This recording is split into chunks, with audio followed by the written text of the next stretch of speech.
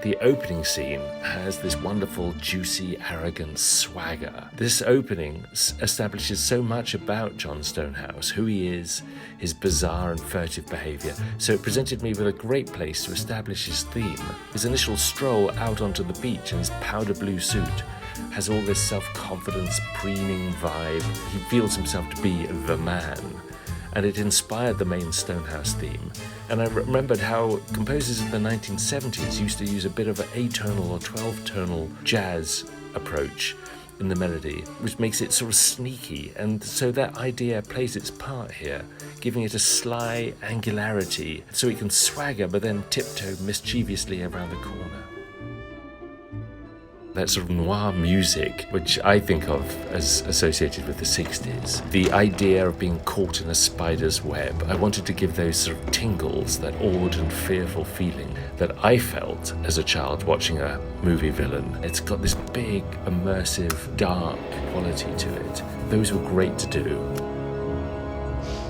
Mr. Stonehouse, you came here as an official representative of your country.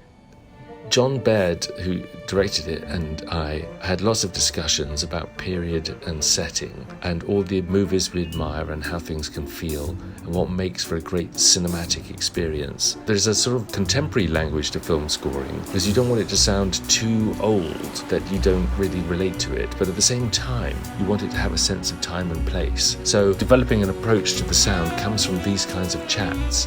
There is an atmosphere that belongs to the period that you can capture, but if you can do it in a modern way, then it really works very well for the modern listener, and also for me, because I'm writing music that I want to hear.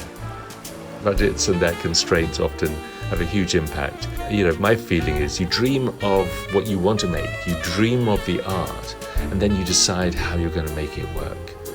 I have to start off with my ambition, my dream, rather than be crushed by the worry about whether we can afford it. And then I let the imagination roam and discover what I really want to do.